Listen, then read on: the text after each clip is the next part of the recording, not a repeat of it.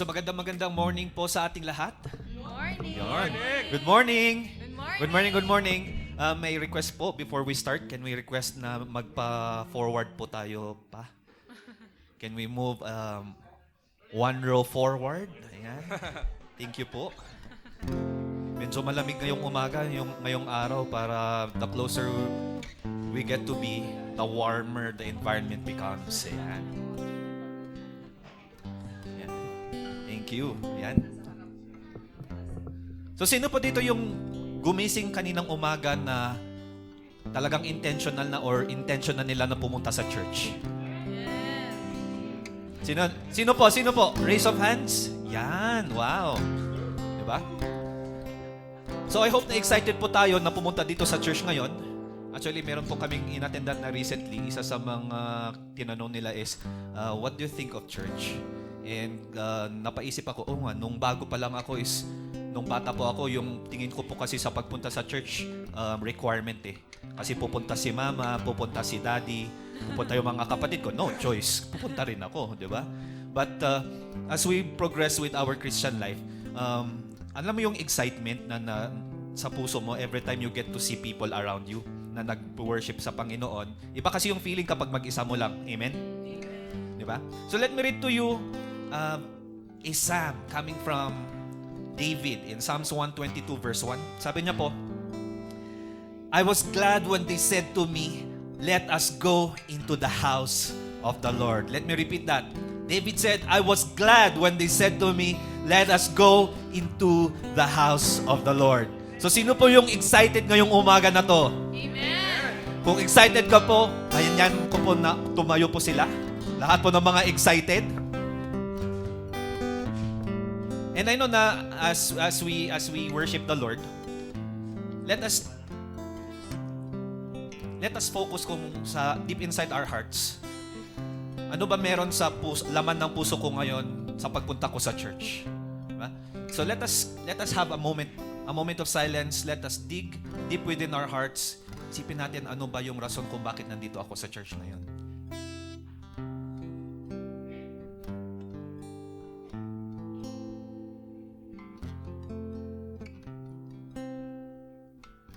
Panginoon, this morning as we reflect upon ourselves, as we reflect sa nilalaman ng puso po namin ngayong umagang ito, Lord, may it be like the Psalm of David. Sana po, Panginoon, sa pagpunta namin sa church ngayon, gladness or galak po yung nag-uumapaw sa puso namin dahil po sa kabutihan mo sa buhay po namin bawat araw. And Lord, the reason why we are here is you and you alone. And Lord, kung ano man po, Panginoon, yung dala-dala po namin na hindi po kaaya-aya sa iyong paningin, Lord, we lay them down this moment. All distractions, all hindrances, sa pagpupuro namin sa inyo, Panginoon, may we lay it down at the feet of Jesus Christ at the cross of Calvary. Lord, may you be the reason why we sing. May you be the reason why we dance. May you be the reason why we clap our hands, O God. And Lord, the joy that is within our hearts, yun po sana ang mangibabaw sa lahat ng all distractions na may isip po namin. So Father God, may you inhabit the praises of your people. May we invite your Holy Spirit to dwell within our midst as we give you praise and honor that is due yours. So Father God, may you be the object of our worship. We give you praise. We give you all the highest honor and adoration because you deserve it all. In Jesus' name we pray. Amen and amen. Amen and amen. You have turned my mourning into joyful dancing. You have taken away my clothes of mourning and clothed me with joy, that I might sing praises to you and not be silent. O Lord my God, I will give thanks to you forever. Let us worship our God and celebrate His goodness. Sing whoa.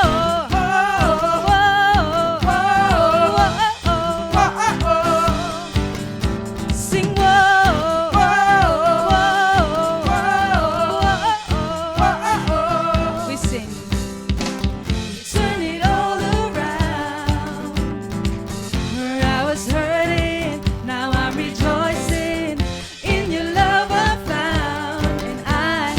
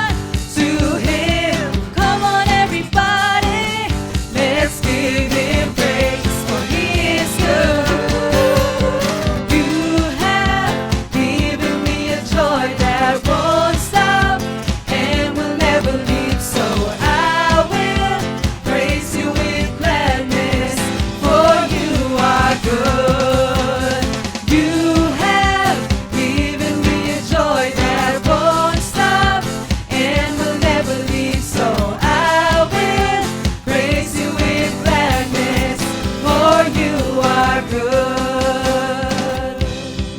Sabi dito sa kanta, you've turned my sadness into gladness. You've turned my sorrow into joy. Now I will sing, and I will dance, and I will shout for joy. Habang kakantayin natin tong kantang to, may we remember lahat ng ginawa ni Lord para sa'yo. And this is the reason why we sing, why we dance, and why we will shout for joy. Amen ba? Amen. You turn my sadness into gladness. You turn my sorrow into joy. And now I'm singing and I'm dancing, and I will shout for joy. You turn my sadness into gladness. You turn my sorrow into joy.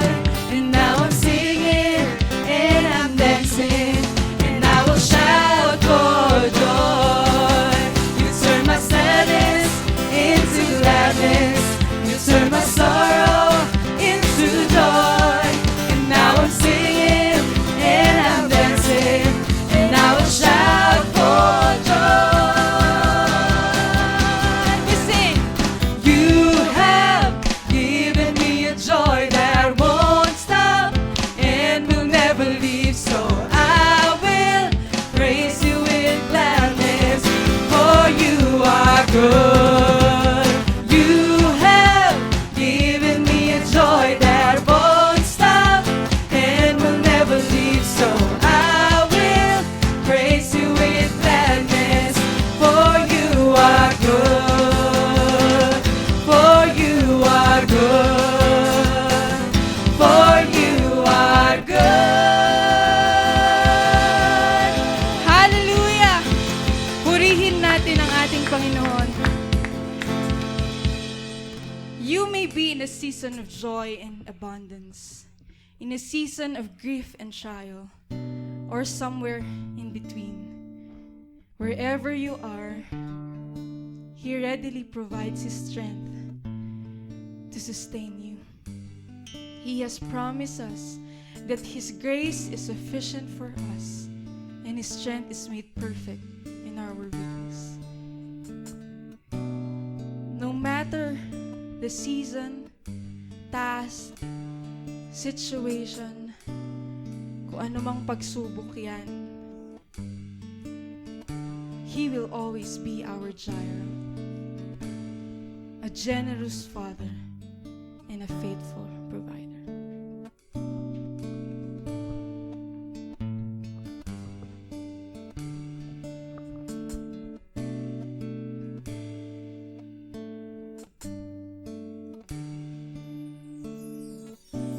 I'll never be more loved than I am right now. Wasn't holding you up, so there's nothing I can do to let you down. Doesn't take a trophy to make you proud. I'll never be more loved than I am right now. Going through a storm, but I won't go down. I hear your voice carried in the rhythm of the wind to call me out. You would cross an ocean so I wouldn't drown. You've never been closer than you are right now. You are Jireh. You are enough. Jireh, you are enough. And I will be content in every circumstance. You are Jireh. You are enough. Forever enough, always enough, more than enough. Forever enough, always enough, more than enough. I wanna forget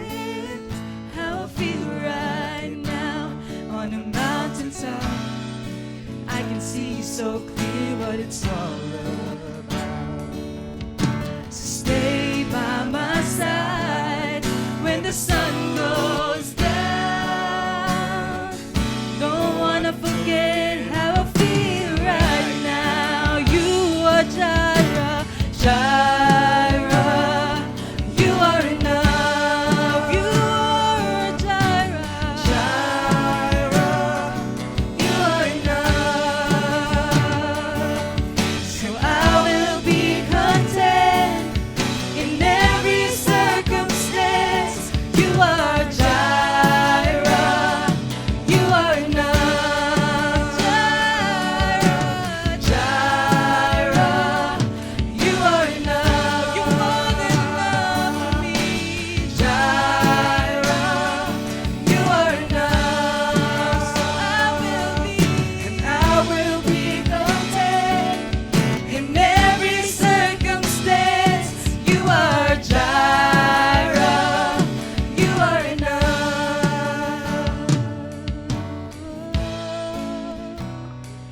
Oh, Jesus.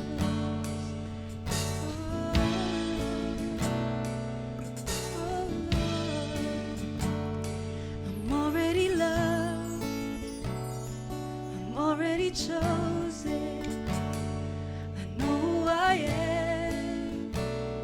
I know what you've spoken. I'm already loved more than I could imagine. And that is enough.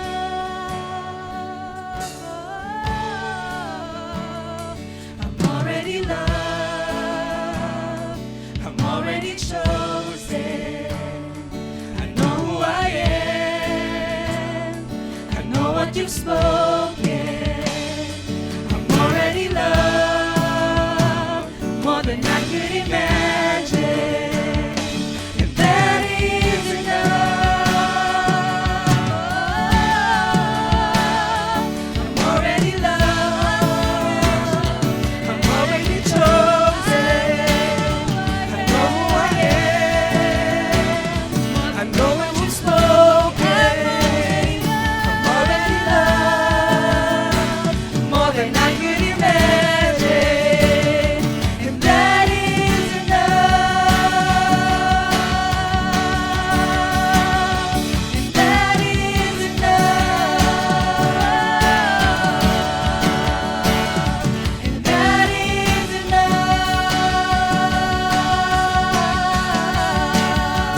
That is enough. That is enough. That is enough. That is, you are enough, Lord. You are enough. So I am enough. You are enough, Lord. You are enough. So I am. You are enough, Lord. You are enough. So I am enough. You are Jireh, Jireh. You are enough. You are enough, Lord. Jireh. You are enough. You are enough, Lord. I will be content in every circumstance. You are Jireh. You are enough. Jireh. Jireh. You are enough. You are more than enough for me, Lord. Jireh. You are enough. Always enough, Lord. And I will be content in every circumstance. You are Jireh. You are enough. Jireh. You are enough. Jireh.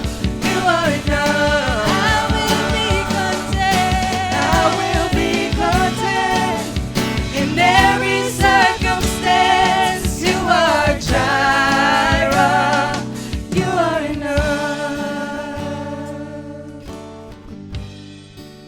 God is enough for you today and every day. May you experience His presence, peace, power, and provision in just the way He knows you need it. May you be reminded that if He can watch over lilies and sparrows, how much more does He love and care for you.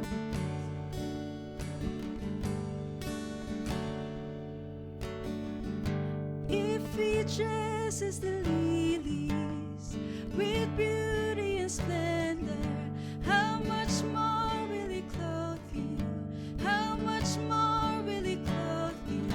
If He watches over every sparrow, how much more does He love you? How much more does He love you? If He dresses the lilies with beauty and splendor, how much more will He clothe you? How much more will He clothe you? If He watches over every sparrow, how much more does He love you? How much more does He love you? If He dresses the lilies with beauty and splendor, how much more will He clothe you? How much more will He clothe you? If He watches over every sparrow, how much more does He love you? How much more does He love you? How much more does He love you? How much more does He love you? How much more does He love you? How much more does He love you? Think or imagine, according to His power working in us. It's more than enough.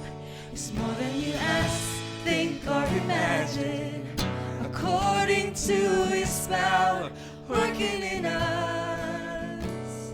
It's more than enough.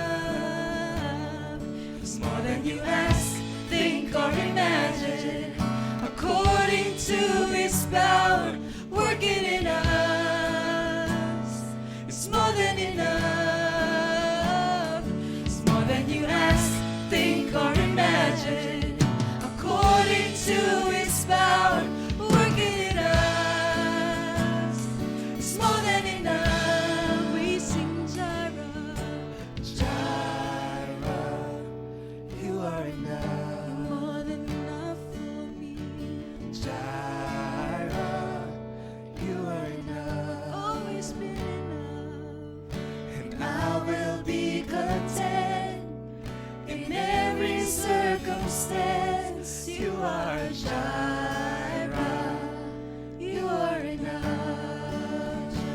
Jireh, Jireh, you are enough. You're more than enough for me. Jireh, you are enough. Always enough. And I will be content in every circumstance. You are Jireh, you are enough. Oh Jesus, truly you will always be forever enough for us. God is good because He loves us and wants the best for us. His goodness is demonstrated through His actions toward us. In fact, we see evidence of God's goodness every day. From the moment that we wake up until we lay our heads. We see in the rising sun each morning, in the rain falling from the sky, and in the flowers blooming. God has given us so much more than we deserve. He sent Jesus Christ to die on the cross for our sins. This means that we no longer need to fear sin or death. Instead, we can live with confidence, knowing that God will take care of us. As we sing this song, may we reflect how faithful our God is and remember all the things that He has done for us. I love you, Lord, for your mercy never fails me. All my days I've been held in your hand. From the moment that I wake up until I lay my head, oh, I will sing of the goodness of God. I love you, Lord, oh, for your mercy never fails me. And all my days I've been held in your hands. From the moment that I wake up until I lay my head, oh, I will sing of the goodness of God. And all my life you have been faithful. And all my life you have been so, so good.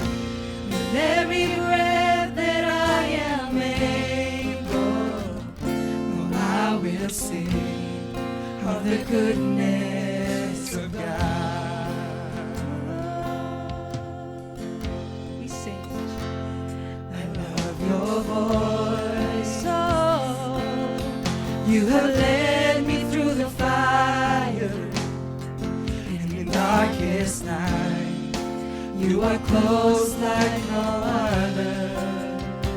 I've known you as a father, I've known you as a friend, and I have lived in the goodness of God. All my life, 'cause all my life you have been faithful. Oh, and all my life you have been so, so good.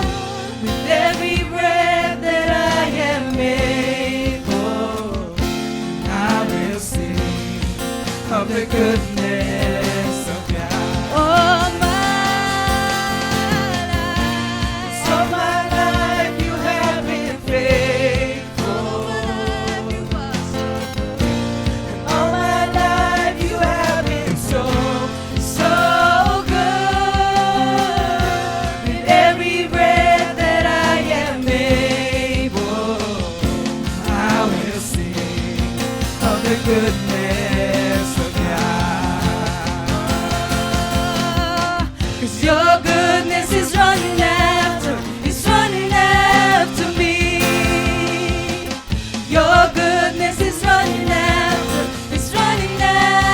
me. With my life laid down, I surrender now. I give you everything. Your goodness is running after me. 'Cause your goodness is running after me. 'Cause your goodness is running after me. With my life laid down, I surrender now. I give you everything. Your goodness is running after me. 'Cause all my life you have been faithful. All my life you have been so, so good. With every breath that I am able, oh, I will sing of the goodness of God. All my life, and all my life you have been faithful. And all my life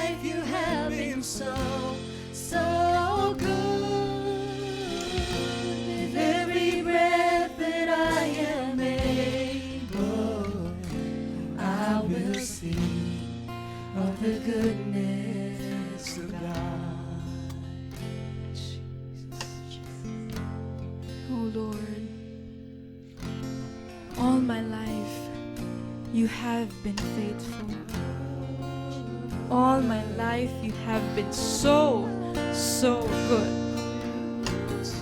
In every breath that I am able, I will sing of your goodness.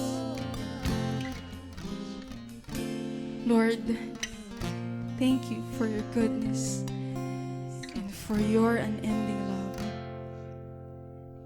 Salamat, Lord God, kasi lagi kang nandyan para sa amin at hindi mo kami iniwan. Lord, thank you for your sacrifice so that we might have freedom in life. Lord, patawarin mo po kami for when we don't thank you enough for who you are and for all that you do. Lord, we love you. We need you this day and every day. We give you praise and thanks, for you alone are worthy of it all. In Jesus' name we pray. Amen and amen. Palakpakan naman po natin ang ating Panginoon. Mas malakas pa po dyan. Yan, amen. At bago po tayo umupo, pakisabi naman sa katabi mo, I'm so happy you're here today. Ayan, makakaupo na po tayong lahat.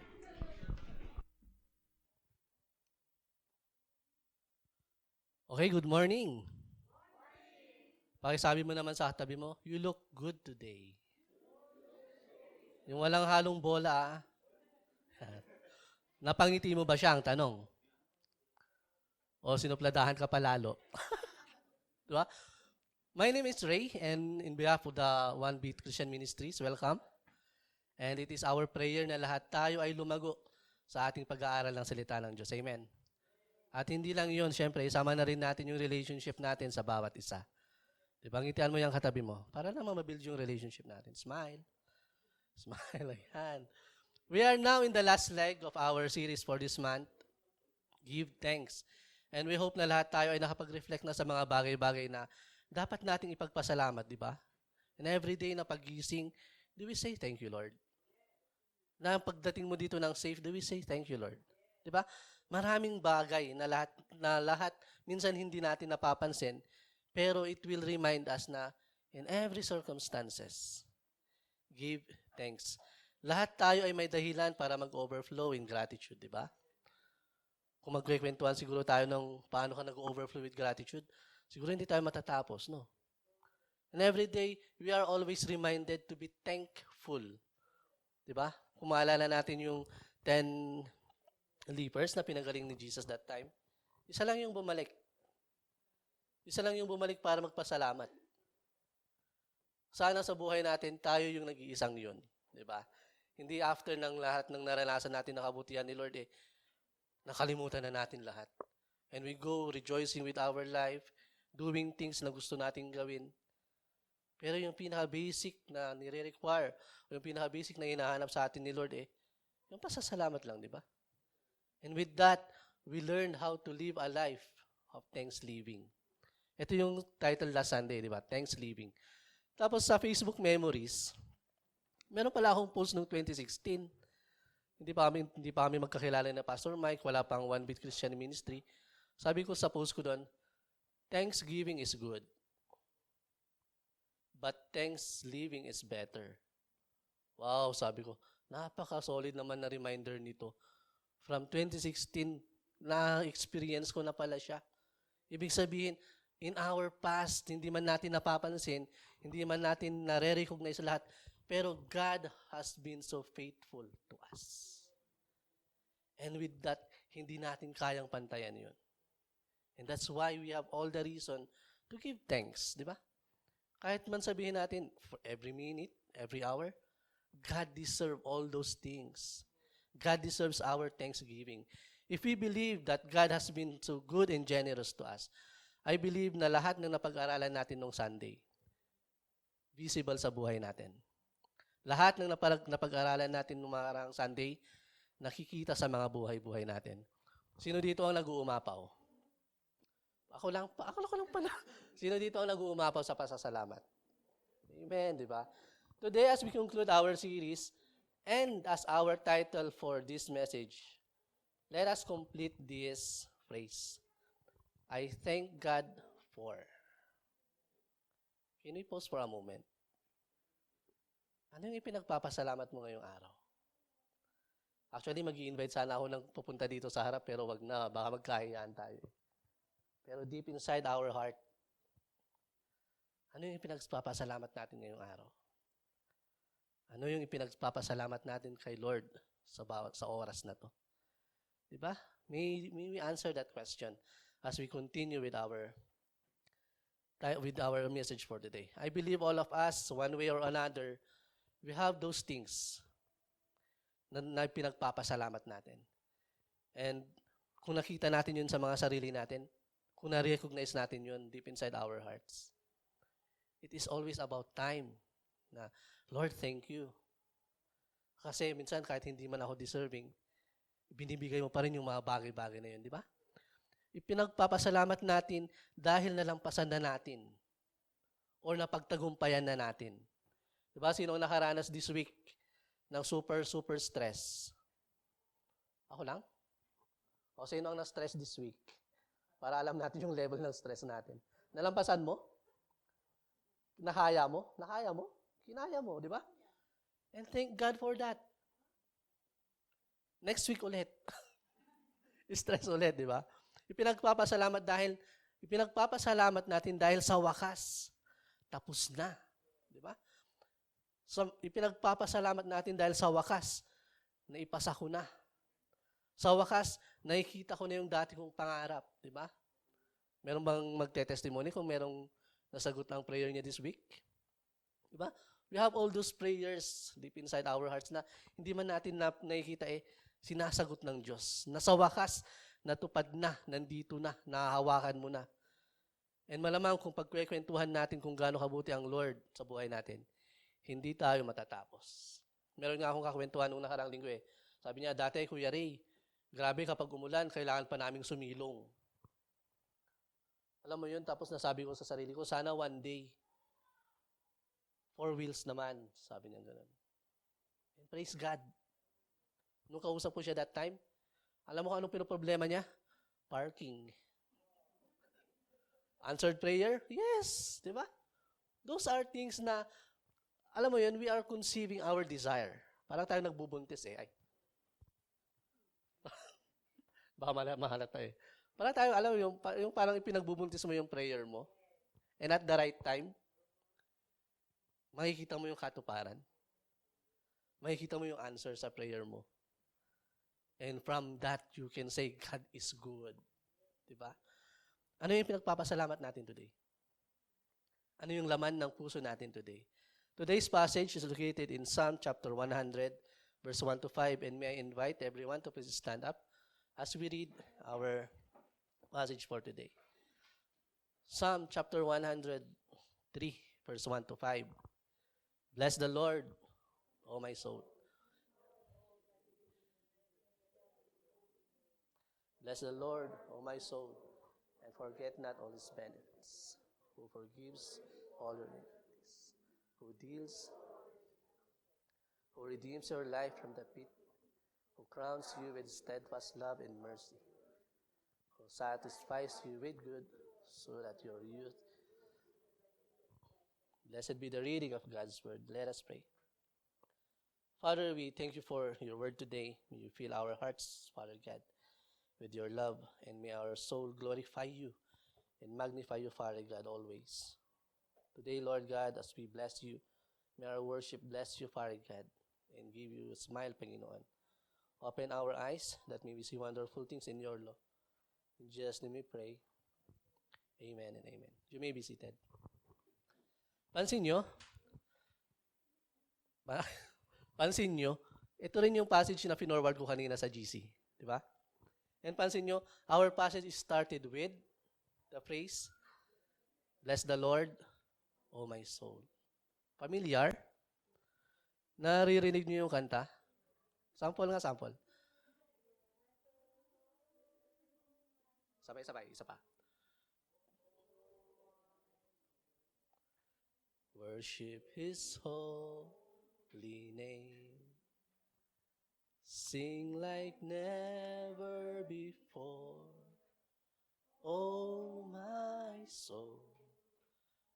Worship Your holy name. Oh, nasa tono naman tayo, di ba? Our praise started with our passage started with the praise, bless the Lord, O my soul, di ba? Verse 1 and 2. Sabi niya doon, bless the Lord, O my soul, and all that is within me. Bless His holy name. Bless the Lord, O my soul, and forget not all His benefits.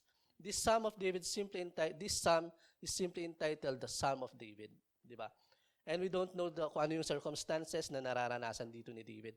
Pero I believe David, as a man who knew the grace and deliverance of God, meron siyang dahilan para isulat ito. And many times na naranasan niya, he's always writing this, bless the Lord, O my soul. Diba? It could have been written many times in his lifetime. And for us, as we experience the power of God, sino dito? As we experience the power of God, naranasan ba natin? We can also say, pwede rin nating sabihin na, bless the Lord, O my soul. Pwede rin nating sabihin sa mga soul natin, sa haluluwa natin na, bless the Lord, O my soul, and all that is within me. Bless the Lord. Bless the Lord, David is not saying na we are blessing God. Diba? Because God is infinitely greater than man. Pero, ang ibig niyang sabihin dito, David meant this in the sense that he blesses and honors God and His creatures, praising Him in a proper way, in appropriate way. At sa part natin, very unusual ito, di ba? Kasi napakadali sanang intindihin kung sinabi ni David na, bless my soul, O Lord. Di ba? Or bless me, O Lord. Pero sa passage natin, sabi niya, bless the Lord, O my soul. Bless His holy name. Di ba? David is telling his soul to bless the Lord. And we can do that too. Di ba? Kung isipin natin, as we go on with our study, makikita natin kung paano ba natin i-bless si Lord. Knowing na wala naman tayong pwedeng ibigay. Wala naman tayong pwedeng i-offer. But we can bless the Lord. I believe we can bless the Lord. Bless the Lord, O my soul. David called upon his soul to bless God. It was as if David looked at his soul and understood that it was not praising God enough. He called upon his soul to do more. We bless the Lord, we go personal and intentional in our worship. That is one. How to bless God? We go personal and intentional in our worship. That every time we worship God, that every time we sing before God, we are placing God in the middle of all things. In the middle of our heart. Na kapag winorship natin si Lord, lahat ng anxiety natin naaalis, natatakpan. Lahat ng worries natin, hindi man mawawala sa heart natin, pero matatakpan ng glory ni Lord.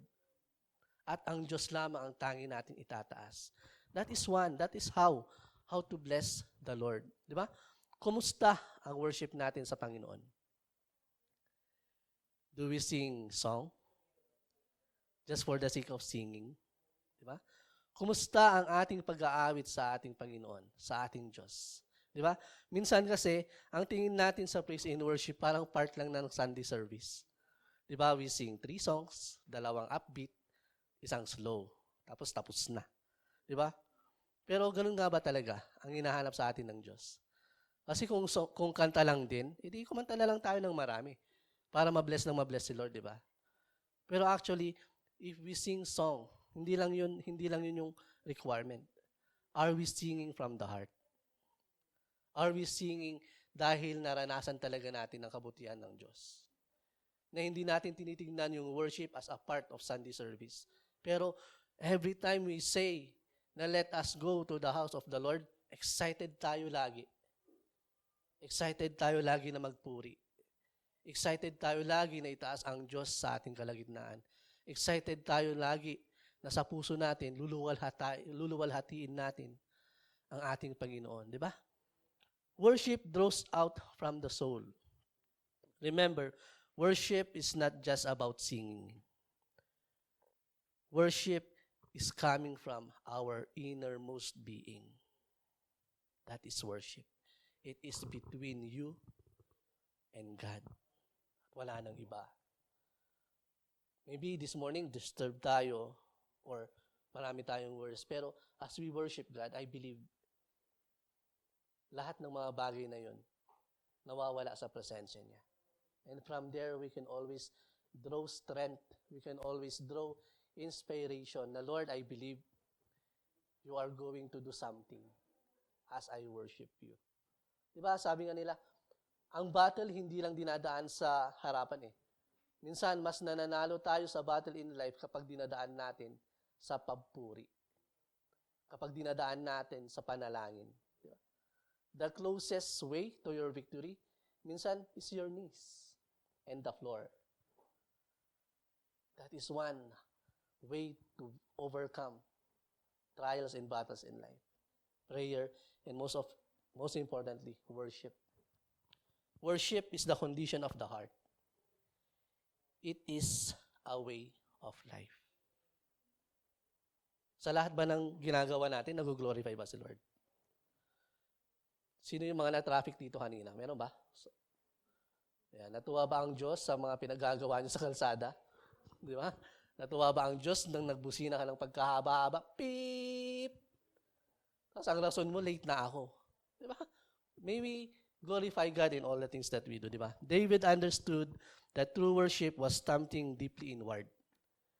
It is not just about outward forms of expression, but also something real from the soul. That is worship. Ang sabi pa nga niya dito, all that is within me, bless His holy name. David also understood that worship had to be more than superficial. Di ba? Hindi natin kailangan ng magarang sound effects, hindi natin kailangan ng magarang lighting para makasabi na nakapag-worship tayo. Pero it had to be offered as completely as possible. Kaya nga lang sabi natin kanina, it's the matter of the heart. He wanted everything within him to praise God. He set his heart in tune with God. It's the same thing with us. As we offer our worship, lahat ng nasa katawan natin, all that is within me. Di ba? Yung masakit na gout, yung iniinda nating arthritis, di ba? Yung iniinda nating karamdaman, all that is within you. Yung masaya mong puso dahil nakita mo yung bebe mo. It will worship God. It will praise God. Sometimes, ito ang masama, ito ang nakakalungkot. We often praise God and think God half-hearted. Minsan pa nga, 1/4 na lang eh. Minsan pa nga, 1/3 na lang. Di ba? Our passage for today is telling us all that is within us should bless and worship God. Should bless and honor God. Minsan nga ito eh. Kapag ba nandito ka sa church, sino ang nandito sa church ngayon? Pakitaas ang kamay.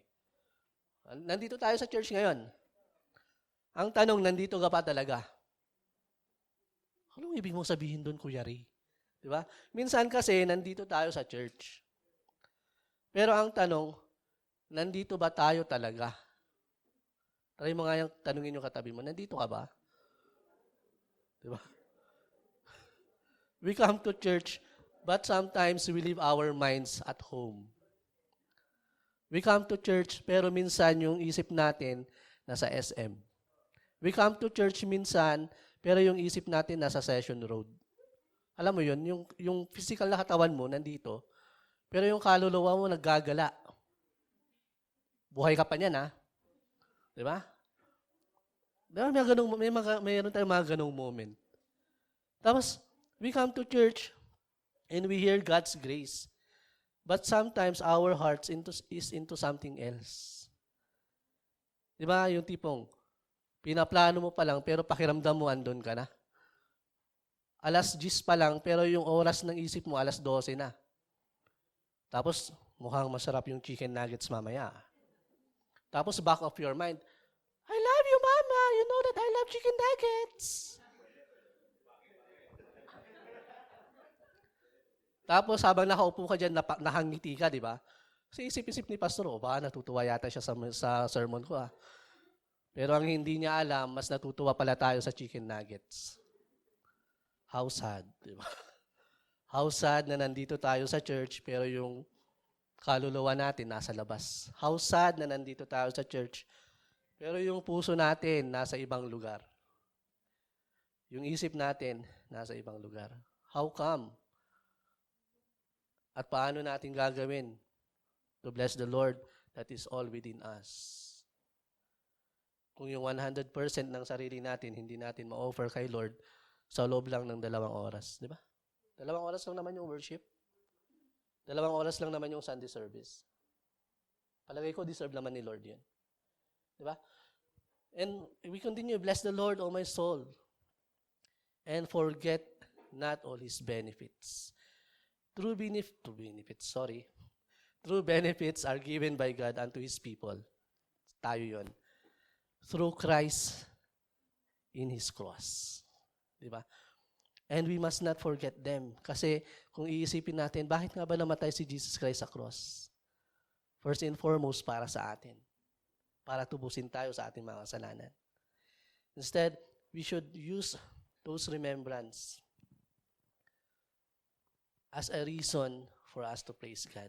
That every time na tinitignan natin yung cross is we are always filled with awe. We are always filled with gratitude. Na Lord, thank you for this benefit. Thank you for this cross. Kasi alam ko na sa cross na to, meron akong buhay na walang hanggan. And I have this relationship with you. Verse 3.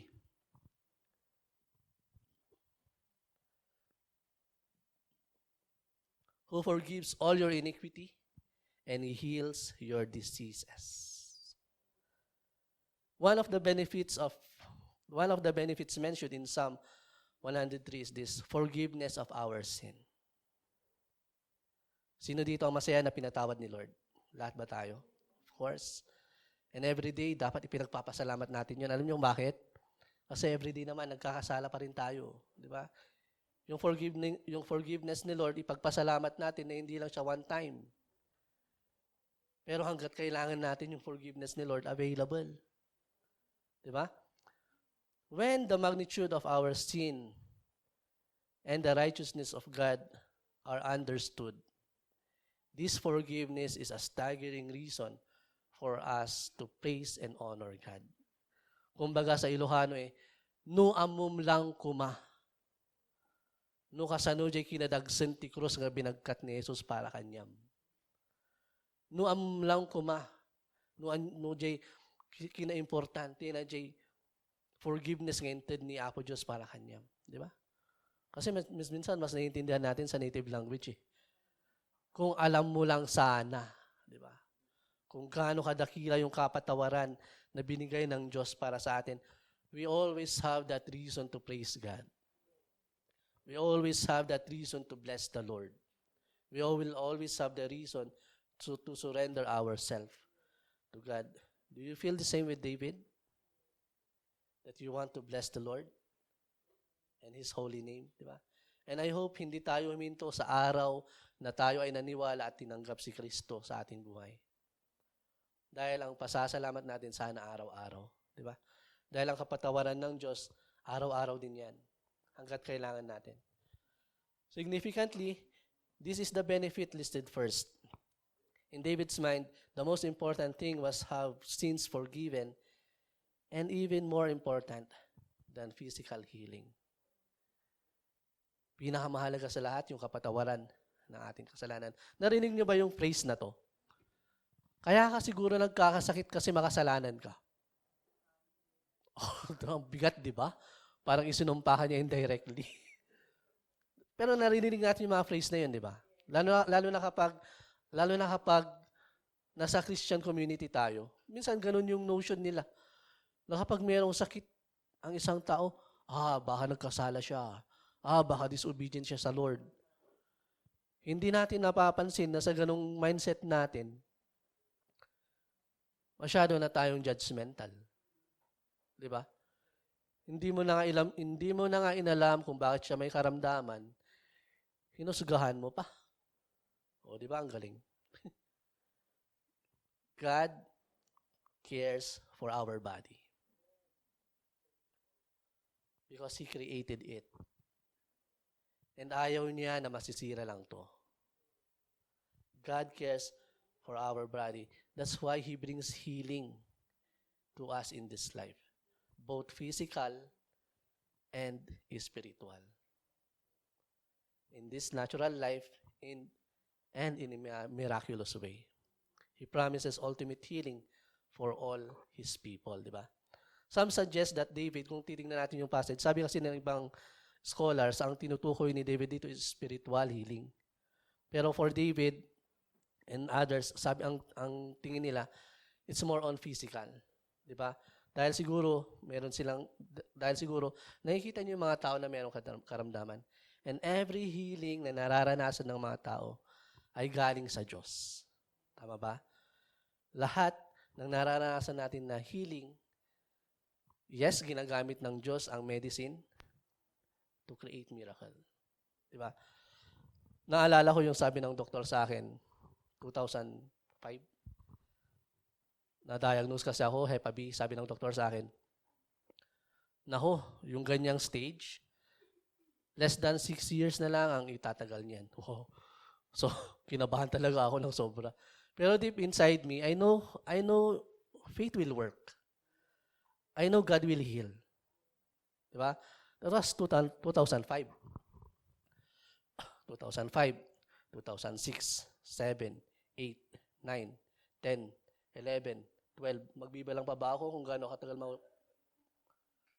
katagal mabubuhay? Diba? God holds our life in His hand. And alam ng Diyos kung gaano tayo tatagal dito sa mundo. Amen. And verse 4, who redeems your life from the pit. Sa other version, who redeems your life from the destruction. Who crowns you with steadfast love and mercy. Many know the powerful blessing of God's rescue from sure destruction. And I believe walang may gusto dito na mapunta sa impyerno. Gusto nyo? Gusto nyo i-try? Diba? Thank God kasi ito yung isa sa kanyang benefit. Our redemption. Our salvation. Diba? Kasi kung walang redemption, kung walang salvation, lahat tayo kita-kita sa hell. Baka kailanganin pa nila ng reservation. Diba? Pero thank God, because nung binigay niya si Jesus Christ, whoever believes in Him shall not perish, but will have eternal life. Are you glad? Are you happy? Are you happy na meron tayong eternal life? Di ba? Who crowns you with loving kindness and tender mercies. God's greatness extends beyond sparing us from sin, disease, and trouble. Kumbaga, iniligtas na nga tayo, pero meron pa siyang dinagdag. Hinayaan pa niya na maranasan natin yung kanyang pagmamahal. Hinayaan pa niya na maranasan natin ang kanyang kahabagan. And we experience it daily, di ba? Love and compassion speaks of God's amazing grace. Like a crown that encircles the head, God's grace encircles all of life. Kahit saan man tayong dako lumingon, kahit saan man tayong dako mapadpad, laging naroon ang kabutihan ng Diyos. Laging naroon ang kahabagan ng Diyos, di ba? As a result, we give thanks and offer God our life. Sometimes, we tend to forget those benefits. Lalo na kapag smooth sailing ang lahat. Lalo na kapag kabila ang party. Lalo na kapag hindi mo nararanasan na nahihirapan ka. Lalo na pag lahat ng plano mo ay natutupad, sometimes we tend to forget to go back and give thanks to God. But our psalm for today is reminding us, do not forget all His benefits. Kaya tayo narito ngayong umaga because of God. Kaya tayo narito ngayong umaga because of what He has done, of what Jesus Christ has done on the cross. Amen? Verse 5, who satisfies you with good things, and your youth is renewed like eagles. Di ba? Palagay ko walang magulang na gustong mapasama ang anak. Tama ba? It's very the same with God. He satisfies us with good things. Alam ng Lord na kailangan mo, kaya niya binibigay. Minsan meron nga lang konting delay. Di ba? The result of God's work, both in what He saves us from and what He saves us onto, is to bring true satisfaction to our life.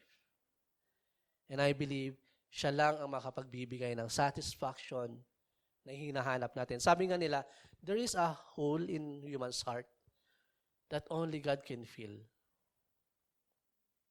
Siya lang yung makaka-fill nung gap na yun. Minsan kasi, hinahanap pa natin sa labas. Hinahanap pa natin kung saan-saan. Knowing na kapag narating natin yung lugar na yun, napuntahan natin yung mga bagay-bagay na ito or na-experience natin yung mga bagay-bagay na ito, we think na ito yung satisfaction na hinahanap natin. Pero, believe me, lahat ng satisfaction na ino-offer ng mundo sa atin ngayon, pansamantala lang. All of those will perish. Pag namatay naman tayo, hindi naman natin madadala. Diba? And I hope and I pray na lahat tayo, hanapin natin yung satisfaction natin kay Lord. Yung mga bagay dito sa mundo, bonus na lang mga yun. Yung nararanasan natin today, bonus na lang mga yun. Diba? God wants to bring true satisfaction to our lives from good things. This satisfaction becomes a source of strength and energy to His people and an inspiration to His people. Diba? Sabi nga, napapansin niyo ba, madalas ba kayo mag-Facebook? Diba sa TikTok? Woke up this morning out of my bed. Yung song na yun. I look around and this is what I say. Thank you, Lord, for another day. Diba? Nagtitrending yun sa TikTok. Pero alalahanin natin na hindi na lahat ng nakikita natin sa social media ay totoo. Diba? Pero for us, as we have experienced God's goodness, sana yung worship natin ay maging totoo at genuine. Diba? In that way, we can bless the Lord. We can glorify the Lord. In that way, nabibigyan natin ng kasiyahan ang ating Panginoon. Tapos tatanungin niyo sa akin, ba't napasama dyan yung eagle? Sabi niya, who satisfies you with good, so that your youth is renewed like the eagles. Anong connection ng eagle dyan? Ako hindi ko rin alam. Hindi, joke lang. Isama ko na lang din yung eagle. Yung eagle, siya yung may pinaka mahabang lifespan sa kanilang species. 70 years. Wag lang siyang babarilin ng hunter, Di ba? 70 years. Ngayon, sabi sa passage natin, that your youth is renewed like the eagles. Paano nga ba na-renew yung kabataan ng isang agila? So, ganito ang process. 70 years, di ba? On the 40th year of the eagle, syempre, medyo may edad na. Yung tuka, medyo nagbibend na. Kaya nahihirapan na siyang kumain. Nahihirapan na siyang punitin yung kanyang pagkain. Yung mga kalawit, yung claw, puro kalyo na. 40 years ka ba naman mag-hunting, di ba? Puro kalyo na yun. And medyo mahirap na rin mag-grip. That makes it harder for the eagle to prey or to hunt, di ba? Plus, eto pa. Yung mga balahibo, yung feather, sa sobrang tanda niya, medyo matitigas na rin. Hindi siya basta-basta natatanggal eh. So medyo matitigas na rin. Medyo mabigat na. Ngayon, on the 40th year of the eagle, kailangan niyang mamili to survive or to die. Kung die, hahayaan niya na lang na magutom yung sarili niya. Di ba? Since mahirap na siyang mag-grip, nahihirapan na siyang lumipad, nahihirapan na siyang tumuka, ayoko na, dito na lang ako. Di ba? Pero kapag yung eagle gusto pa niyang mabuhay, ang gagawin niya, babalik siya sa nest niya. Babalik siya sa bundok. He will settle himself on that mountain top. Ano ang gagawin niya? Ito ang una. Di ba, yung tuka niya nagbibend na. Kailangan niyang ituka yun sa bato. OMG, di ba, bato? Hanggang sa mapunit. Hanggang sa matanggal. Imaginin mo yun, tatanggalan ka ng buong ngipin. Diba? For that eagle, kailangan niyang gawin yun. Hihintayin niyang tumubo yung panibagong tuka. Second, maalala niyo yung paa niya na puro kalyo. Ganyan. Unti-unti niya yung tanggalin using his brand new beak. Hanggang sa lumabas na yung bagong skin. And yung feather na masyado nang matitigas at mabigat, yun yung last niya na tatanggalin. And after that process, kapag mayroon na siyang bagong tuka, malinis na yung paa niya, tumubo na yung bagong balahibo niya, there, his youth is renewed. Another 30 years to live. Diba? Ito yung reference ni David nung sinabi niya na, that your youth is renewed like eagles. God wants us to be satisfied in this life. God wants us to live this life to its fullest, to its fullness. Kaya niya binigay si Jesus Christ. Kaya niya tayo niligtas, di ba? It is God who gives us good things of this world and who give us likewise the appetite to enjoy them. Di ba? Who satisfies, no one is ever filled to satisfaction just like the other people. Halimbawa, ganito. Meron kang kapitbahay na unbeliever. Tapos nandito ka. Makikita mo yung comparison na yung saya mo, hindi nila maunawaan kung bakit ka masaya. Yung satisfaction mo, kahit na simple lang yung dinadrive mo, simple lang yung mga pagkain mo, pero alam mo masaya ka. Nakikita nila sa aura mo na masaya ka. Masyadong obvious yung comparison. Why? Because other people na hindi kilala ang Diyos, yung satisfaction nila nandito sa mundo. Ang measurement nila is kung gaano karami yung laman ng bangko, gaano kaganda yung sasakyan, gaano ka ka-successful sa career. Pero for us as a believer, once we have experienced God in our life, all those things are just part of this life. We are starting to direct our hearts to God and find our satisfaction in Him. Only our personal and true relationship with God is the key to that satisfaction. Amen?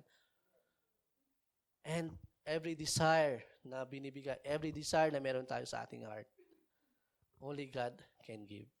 Only God can satisfy. The best that the world can deliver is only temporary pleasure. Gaya ng sabi natin kanina. But God give us everlasting life, peace, and blessing. The world cannot satisfy, but God abundantly satisfies the heart of every man. He does this by being who He is. As our God. Amen? From our passage for today, the question that I would like us to answer is this. What are we thankful for? Diba? From our passage alone, what are we thankful for? What are we thankful for? First thing is this. We thank God for forgiveness. That is verse 3. Who forgives all your iniquity. Who heals all your diseases. Di ba? Natanong ba natin sa sarili natin, sino ba tayo para patawarin ng Diyos? Anak niya tayo. How come? Paano nangyari yon, di ba? Kasi kung sa sarili lang natin na effort, kung sa sarili lang natin na pagsasikap, wala tayong magagawa to attain God's forgiveness. Sa totoo lang. Remember, God is holy and we are not. That is our true state. God and man. God is holy and we are not. But we can enter His presence and we can have His forgiveness. Why? Because He gave us His Son. He gave us Jesus Christ, diba? We can never enter His presence in our sinful state. Remember the people in the Old Testament. Kailangan pa nila ng representative na magdadala ng kanilang sin offering para sa kapatawaran ng kanilang kasalanan. Kailangan nila ng priest, di ba? For us today, eto, 10 o'clock, di ba? We can always enter the presence of God. Pero sometimes, we tend to forget. We tend to neglect. We tend to take it so lightly. Na Lord, nagkasala ako kahapon, next week na lang ako mag-aas ng kapatawaran. Di ba? Dahil ba porke available si Lord? Di ba? If we are truly filled with awe and thanksgiving in our heart, we are always aware of our sinful state. And that's why we always need God's grace for our forgiveness, di ba? Remember Prophet Isaiah? Yung Prophet Isaiah na nagsasabi na, kayo, makasalanan kayo, wala na kayong pupuntahan. Kayo, mga isinumpa kayo. Nung naranasan niya at nakita niya ang kabanalan ng Diyos, nanliit siya. Hindi niya kinaya. At anong sabi niya? Woe to me, for I am lost. Woe to me, a sinful person. Woe to me, a man of unclean lips. Knowing kung paano niya kinondem yung ibang tao, nakita niya yung sarili niya na he is nothing before God. Woe to me, for I dwell in the midst of a people with unclean lips. Di ba? Yun yung na-realize niya. Nung nakita niya at naranasan niya ang kabanalan ng Diyos. And we thank God for our forgiveness. Kasi once and for all, tinapos na niya. Once and for all, our sins are paid and forgiven. So Jesus Christ, our Lord. Tama ba? O ito narinig na natin to. Or madalas natin tong marinig. Only God can judge me. Naririnig natin yon sa mga kapitbahay na Marites. Diba? Na huwag ka masyadong chismosa kasi masama yan. Only God can judge me. Diba? Ay, as if kaya naman nila, as if kaya natin yung judgment ni Lord. Yung judgment ni God. Hello? Kung yun ang motto natin sa buhay, dapat matakot na tayo. Can we picture ang itsura ni Jesus Christ sa cross? With all those blood na tumutulo, sa dami ng sugat na meron siya, sa bigat ng cross na pinasan niya, yun yung judgment ng Diyos.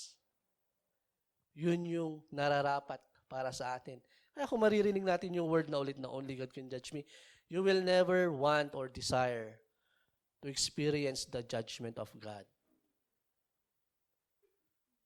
Kung papipiliin tayo ng dalawang way ngayon, left, judgment of God, right, cross, I believe dito lahat tayo sa cross. Because you will never want to experience the judgment of God.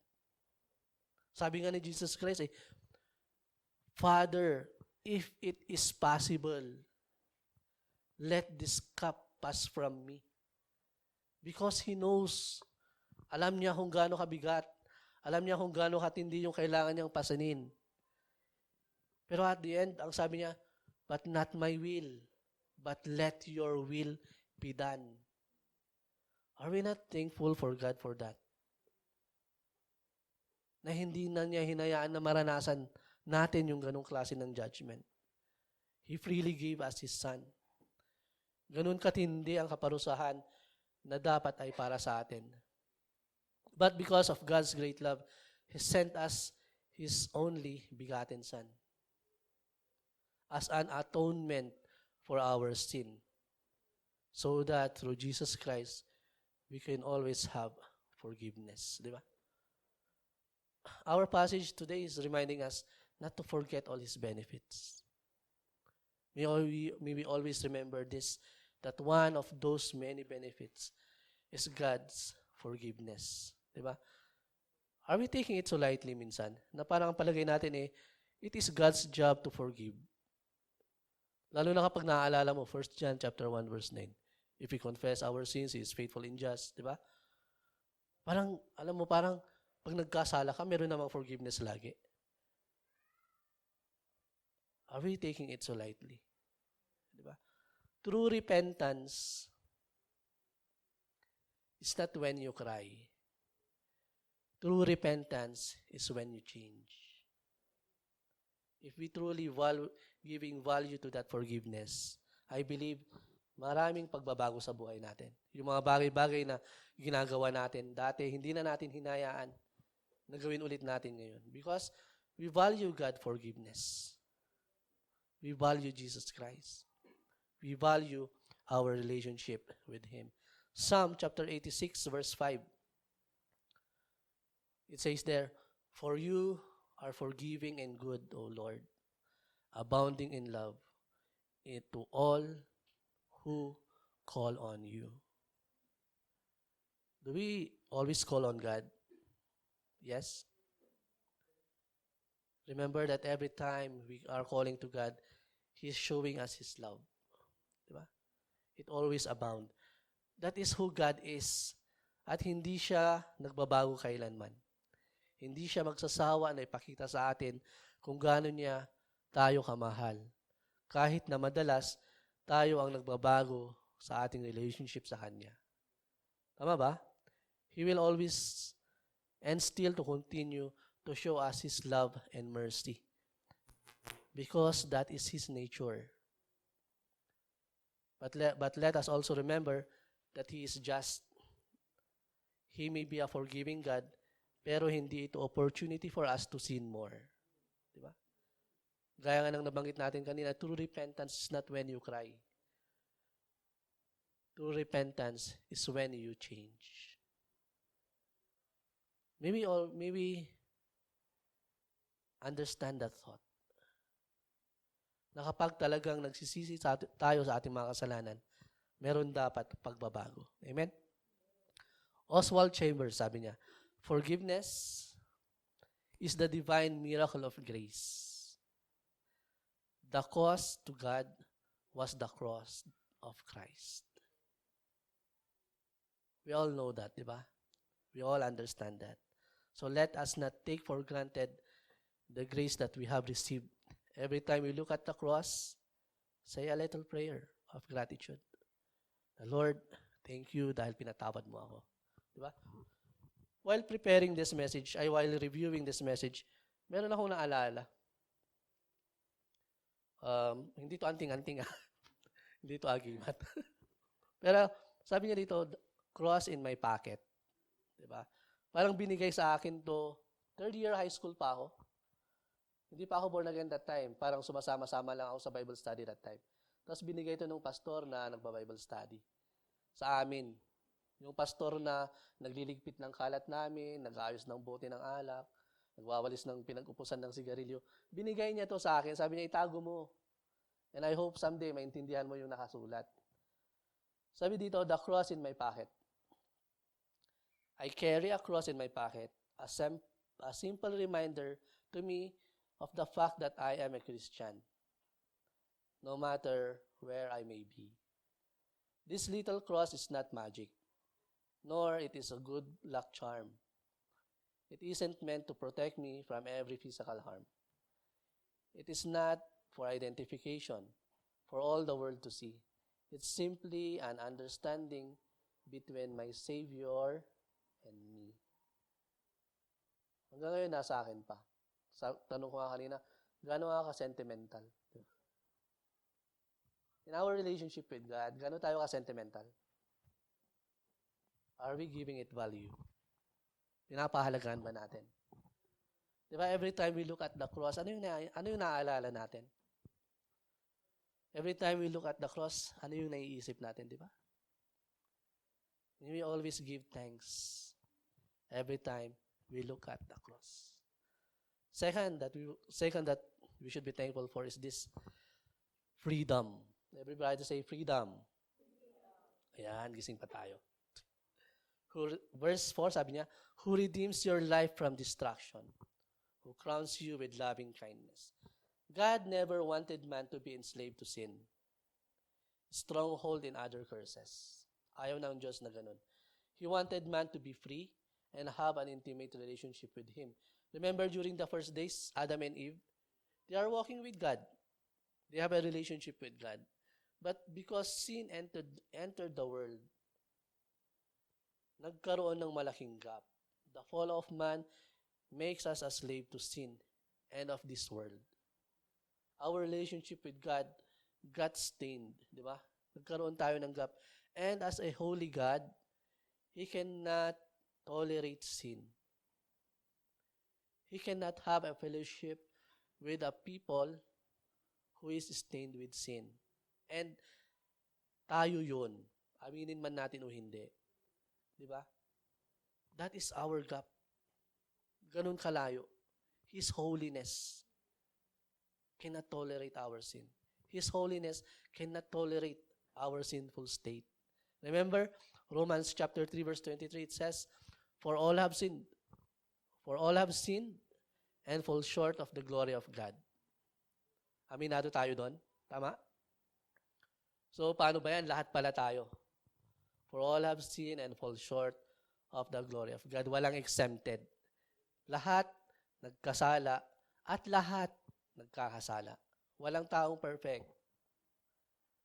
Maliban na lang kung i-claim mo na perfect ka. Di ba? Walang taong perfect. At walang sino man ang makakaabot sa kaluwalhatian ng Diyos. Di ba? So, paano ba yan? Wala pala tayong pupuntahan kung nagkataon. Pero if you will look at the verse 24 ng Romans, it says there, For all have sinned and fall short of the glory of God, and are justified by His grace as a gift, through the redemption that is in Christ, Jesus our Lord. So we have this freedom because of what Jesus Christ has done on the cross. Na tayo ay tinubos niya. Lahat man ay nagkasala at walang kakayanan na abutin ang kaluwalhatian ng Diyos. Pero nung namatay si Kristo sa cross, lahat naman ay tinubos. Amen? Lahat ay tinubos. Lahat naman ay naging karapat-dapat sa kaluwalhatian ng Diyos. Lahat ay naging malaya mula sa pagkahagapos sa kasalanan. That is why we are free. Tama ba? Sabi natin kanina, Romans chapter 3 verse 23. I-level up pa natin, i-times 2 natin. 2 times 3? 2 times 3? 6. Parang alanganin tayo sa sagot natin.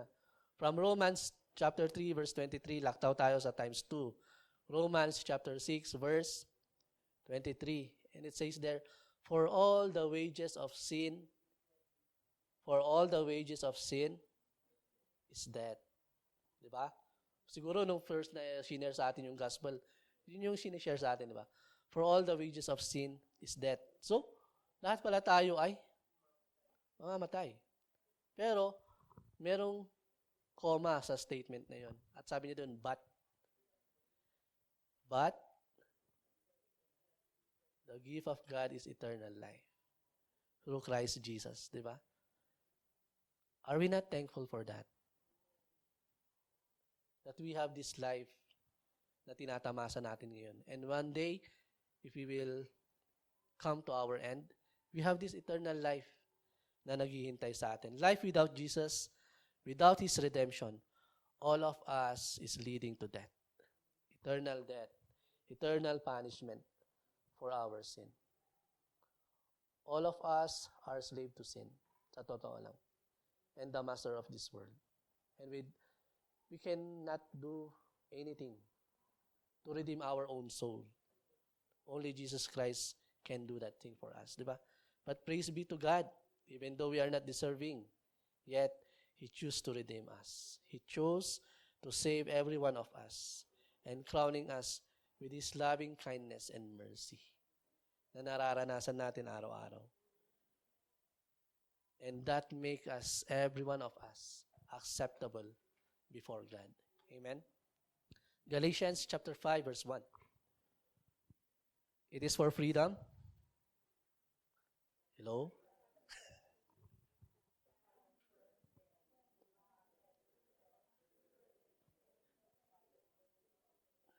It is for freedom that Christ has set us free. And ang bilin dito ni Paul, stand firm then. Stand firm. Then, do not let yourselves be burdened again by the yoke of slavery. Sino dito ang masasabi niyang malaya na siya? Ako lang? All along, God wanted us to be free and enjoy our relationship with Him. Parang eksena lang yan sa pelikula eh. Alam mo yon, yung merong pamilyang mayaman, tapos nagkaroon ng kidnapan. Parang yung kinidnap yung kanilang unika-iha. Tapos tumawag yung mga kidnapper, kung gusto mong mabuhay pang yung anak, 1,000,000 kapalit ng kanyang buhay. Siyempre, dahil Filipino movie yung pinapanood natin, predictable. So magbibigay ng 1,000,000 yung tatay. Pero ang bili ng kidnapper pala, at wag na wag kang tatawag ng mga pulis. Kung hindi, babawian namin ng buhay ang iyong anak. So yan. Nag-prepare ng 1,000,000 si dad. Ito namang si ma'am, tumawag ng pulis. Pagdating sa meeting place, nagkabarilan. Sa barilan na yun, dalawa lang ang mababaril doon. Either yung tatay or yung anak. Tama ba? And as Filipino movie, alam mo na yung script. Akala ko, Dad, hindi mo na ako tutubusin. Akala ko, Dad, hindi mo na ako mahal. Siyempre, yung sagot naman ng tatay, you know that I will do anything for you, my love. Diba? Parang tayo lang din, nung tinubos tayo ni Lord, nung tinubos tayo ni God. He gave Jesus Christ as a ransom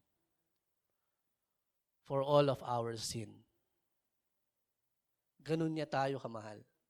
Hindi masusukat yung pagmamahal na binigay sa atin ng Diyos. Na kahit na hindi tayo karapat-dapat ibinigay niya, na kahit na hindi tayo karapat-dapat tinubos niya tayo. And that is why we have this freedom na nararanasan natin ngayon. And that's why we can always sing, Bless the Lord, O my soul. Diba? A.W. Tozer, true and absolute freedom is only found in the presence of God. Do you believe that? Do you believe that? Yes? Do you believe that? That true and absolute freedom is only found in the presence of God. Alam mo kung bakit? Lahat tayo tinubos ni Jesus, di ba? In the presence of God, we are acceptable. In the presence of God, we are loved. Na every time tinitignan tayo ni Lord, na every time tinitignan tayo ni God, hindi niya nakikita yung mga kasalanan natin eh. Pero ang nakikita niya si Kristo. Ang nakikita niya yung anak niya. Ay, tinubos na to. That's why we have always this access to come before God, di ba? And the good news is wala nang hindrance, wala nang mahabang kortina. Maalala nyo sa movie tuwing Mahal na Araw, di ba? Na nung namatay si Jesus Christ sa cross, lumindol, tapos napunit yung curtain. Di ba? That is the symbol na from that moment, naging acceptable tayo kay Lord. Naging acceptable tayo sa Diyos. So, we are now free. So, let us make every moment count. Let us use every opportunity na makapasok sa presensya ng Diyos. And when we are there, let God be the center and focus of our worship, of our everything. Let us enjoy the freedom that we have in the presence of God. Do you know why? It is where we belong. From the beginning, from the very beginning. God always wanted us to be with Him. That is why He sent Jesus Christ for us. That is why He redeemed us. Amen? And lastly na. Sa wakas, patapos na. Verse 5 of our passage says, who satisfies you with good things, so that your youth be renewed like the eagles. Diba? He never meant to satisfy or fill us with bad things. Gaya lang nasabi natin kanina, walang magulang na magnanais na mapasama ang kanyang anak. It's very the same with God, our Father. Lahat ng nais niya para sa atin is yung makakabuti para sa atin. Di ba? Minsan meron tayong mga desire, pero hindi binibigay ng Diyos. Kasi, maybe, yung desire natin hindi makakabuti para sa atin. Di ba? Baka sa una lang, mabuti. Pero along the way, it will destroy us. Along the way, it will ruin our relationship with Him. Di ba? As the Lord, our shepherd, He always makes us lie down in green pasture and leads us beside still waters. That is our God. He wants us to experience the best in life. Boy, bakit minsan puro ganito, puro ganyan? Bakit minsan hindi sinasagot ni Lord ang prayer ko? Baka kasi hindi para sa'yo. Baka kasi hindi pa para ngayon. Di ba? Kasi pag sinagot niya ngayon, baka yung satisfaction mo magkulang. Tapos mag-desire ka pa ng mas malaki. God knows our timeline. And in His right time, He will answer. He will do what He has promised to us. Amen? And aside from that, minsan, ang pagkakaintindi ng mundo sa best in life is kung gaano karami ang bagay-bagay na meron ka. Malagong negosyo, magandang trabaho, magandang sweldo, siksik na bank account. Sana all, di ba? Pero kung iisipin naman natin, hindi mo naman madadala yun kapag namatay ka. Pansamantala lang naman yung satisfaction na ibibigay nun. Di ba? Halimbawa, na-promote ka today. The next time na magde-desire ka, another promotion. Pero if we will find our satisfaction in God, kahit na anumang circumstances meron tayo, we will always have the reason to say, thank you, Lord. We will always have the reason to praise God sa kung ano man ang meron tayo. Di ba? God wants us to experience the fullness of life. Kasaganahan na siya lang ang makakapag-provide. Kaya nga lang kinanta natin kanina, Jaira, you are enough. Forever enough. More than enough. Diba? Do we see God as our real provider?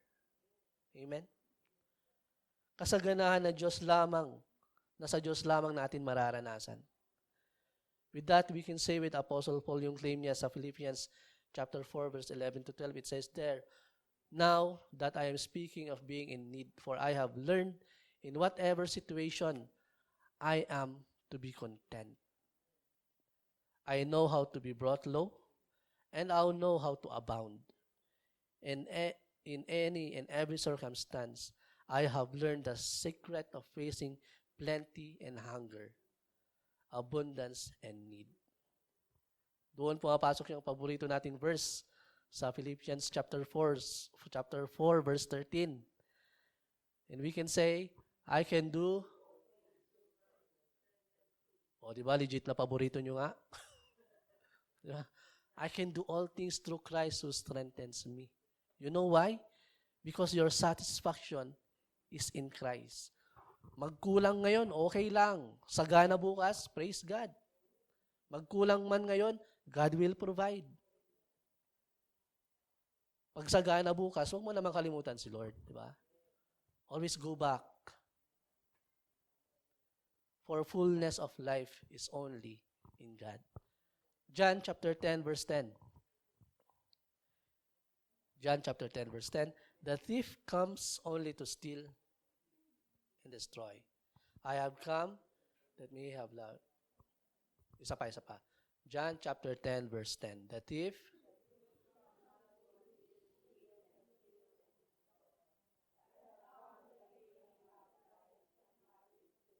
and have it to the full. Ito ang isa sa mga mission ni Lord. That is why He came. For us to live life and have life in abundance. It may not be physical, but always full. Always giving thanks. Always satisfied. And only in Him we can find the real meaning of life. Hindi sa labas. Hindi sa tropa natin. Hindi sa mga amiga natin, sa kumpare natin, sa crush natin, di ba Gab? Hindi natin mahahanap kung kanino. Hindi natin mahahanap sa labas. We can only find it in God alone. Amen? Sa Kanyang presensya lang. If you want to experience this life that He has promised, I believe the very key to it is for us to continually abide in Him. Abide in Him. Alam mo, kapag pinutol mo yung dahon sa sanga, ano ang mamamatay? Yung dahon yung sanga.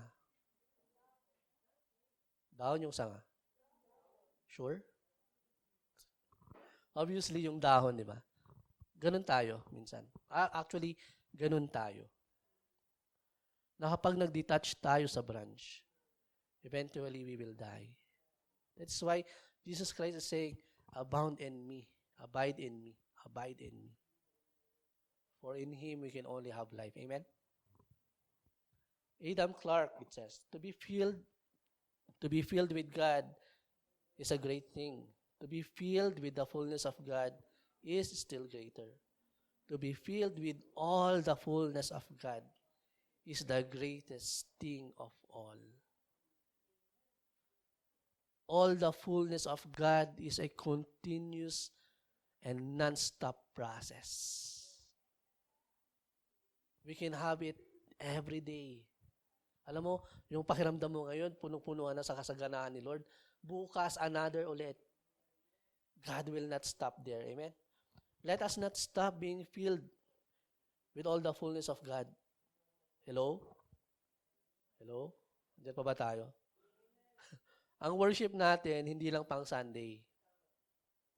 Ang worship natin pang everyday. Diba? Lahat ng ginagawa mo, naglalaba ka, nagluluto ka, kumakain ka, nagdadrive ka, naliligo ka. Diba? Hindi lang pang Sunday. Alam mo kung paano mo malalaman ang isang Kristiyano na nag-enjoy sa church during Sunday? Sunday, di ba? So, Monday bukas. Tuloy naman ang Monday bukas eh. Tama ba? So, Monday yan. Paano malalaman ng isang Kristiyano na nag-enjoy sa relationship niya kay Lord? Ganito. So, rush hour, 7 o'clock in the morning. Ang haba ng pila. Pero, si EJ, okay lang. Kasi nag-worship siya eh. Inaalala niya yung mga kantang kinantin nila nung Sunday. I will sing in the goodness of God. So, nakasakay na siya sa jeep. Nag-worship pa rin siya. All my life, you have been faithful. All my life, you have been so good. Out of tune ba? Tapos na-realize niya na bababa na pala siya. Pastor para, manong pala. Diba? Kasi, nag-uumapaw yung worship niya. Even pagdating sa school, ganun ulit, habang nag-worship pa rin siya. Attendance call. Elisha John Abuan. Amen! May mga ganung moment ba tayo? Alam mo yun, tinatawag mo yung ibang tao na pastor, nagre-react ka imbes na yes is amen, di ba? In that way, we can say na, mukhang nag-uumapaw sa pagpupuri tong taong to. Mukhang nag-i-enjoy to sa church, di ba? Mukhang nag-i-enjoy to sa kanyang worship. Amen? And I hope yung lifestyle natin is a lifestyle of worship. So that we can say to our soul, bless the Lord. Bless the Lord. Oh my, sige nga. Oh, worship His home. Sing like never before. Oh my soul. Yes.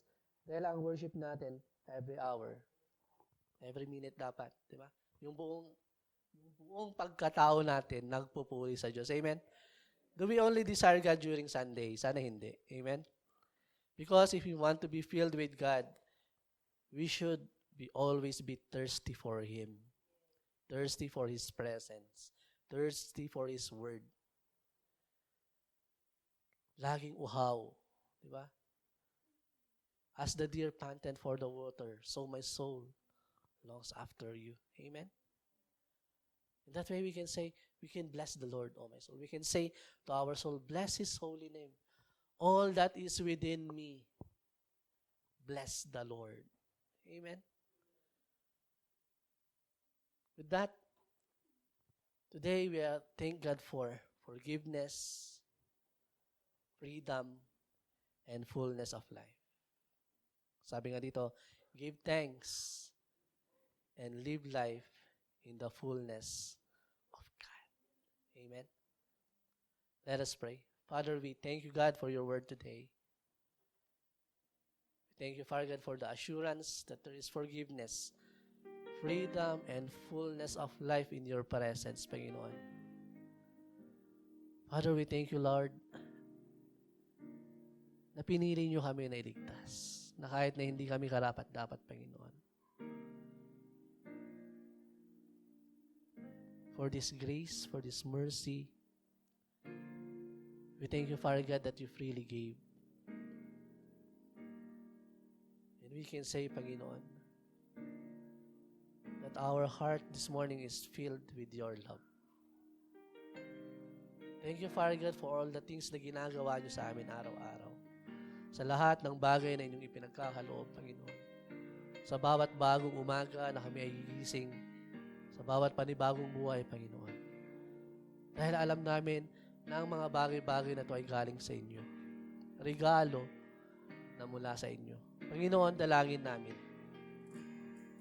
na sana ang aming buhay ay magbigay ng kasiyahan sa inyo. Na sana ang aming buhay, Panginoon, ay magbigay ng ngiti sa inyong mga labi. Na sa bawat araw na kami ay magpupuri, Panginoon, alam namin na ikaw ang nasa gitna, ikaw ang itinataas, at ikaw lamang ang niluluwalhati ng aming mga puso, ng aming isipan, at ng aming kalakasan, Panginoon. Thank you, Father God, for this gift. And thank you, Father God, and may our soul bless your holy name, Father. In Jesus' name we pray. Amen and amen.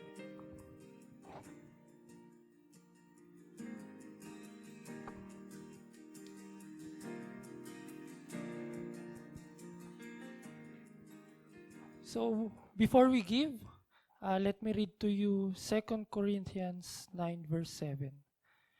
Each of you should give what you have decided in your heart to give, not reluctantly or under compulsion, for God gives a cheerful giver. So the Bible verse on giving confirms that we shouldn't feel compelled to give or guilt if we don't.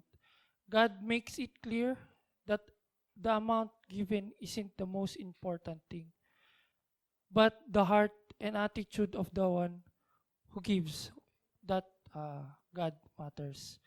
So when we give to others, whether it is to those in need or to the work of the Lord's kingdom, you should give with joy, thanksgiving, because God loves a cheerful giver. Let us pray. Heavenly Father, we thank you that you have given us all these things richly to enjoy, that everything we have come from you. We give faithfully, cheerfully, and generously for our time, our talents, and on our money. May we have the motive behind our giving to be pure and even open to you. We love you and we give you praise. In Jesus' name we pray. Amen. Let's all give.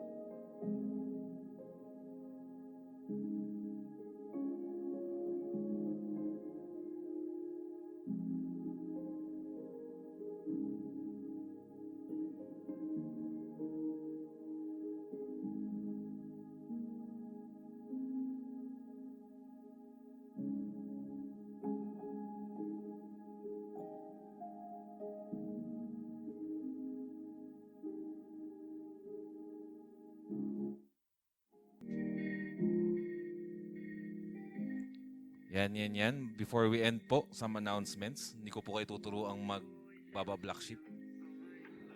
Yan, some announcements po.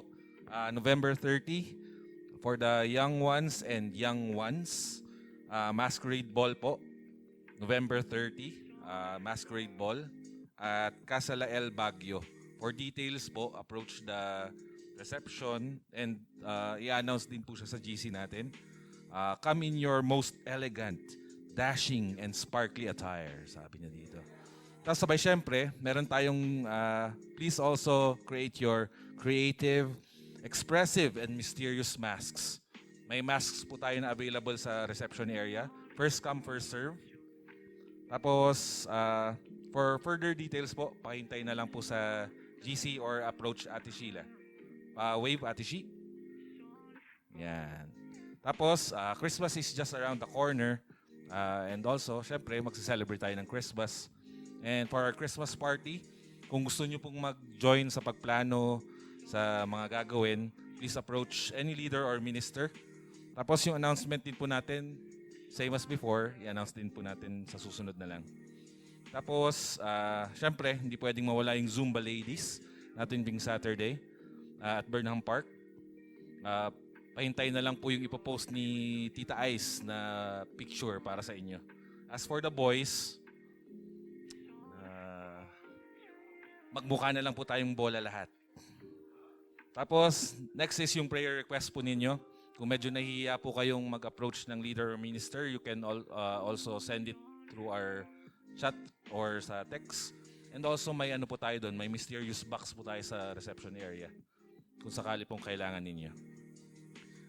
Ministry-wise, naghahanap na po kami ng tulong kasi na-overwhelm po kami sa blessing ni Lord sa aming mga ministers. Kung gusto niyo pong maki-join, kung gusto niyo pong ma-bless, as a minister, approach niyo lang po kami. Anyone sa music, tech, reception, setup, or kahit ano po pong gusto niyo salihan. Sa kids pa po pala. Tapos, sa mga hindi po nakakaalam pa, you can find us on Facebook. Hanapin niyo lang po si One Beat Christian Ministries. Kung hindi pa rin po kayo nadagdag sa GC ng One Beat, approach niyo lang din po kami para idagdag namin kayo. Also, nakita niyo po siguro wala si Pastor Mike at si Tita Ice. Currently po, pabalik na sila dito sa Baguio galing sa 1 week na discipleship training nila sa Davao. Pakisama po sila sa prayers ninyo. Also, Mati, na hindi po natin kasama rin ngayon. Pakisama rin po siya sa prayers ninyo. Lastly, pray for each other. Nakita nyo naman po yung daily posting ni Pastor Ray ng morning at saka ng evening. Please pray for each other. A church that prays together. Stays together. Is a family. Okay. Thank you very much, everybody. Happy Sunday. So, are we full? Shall we stand up and let us close this time in prayer? Kanang kamay sa ating mga dibdib. You know what to say? I am blessed. With conviction, I am blessed. I am favored. I am loved. I am a child of God. Shall we lift our hands? Father, we thank you, God, for your gifts, Panginoon. Thank you, Father God, for forgiveness, freedom, and fullness of this life, Lord. May our life, Father God, be pleasing offering before you, Father God. We will always have this, Panginoon, in our hearts every day of our walk, Panginoon. And the peace of God that surpasses all understanding will guard our hearts and all our minds in Christ Jesus our Lord. We all say, Amen and Amen. God bless for everyone.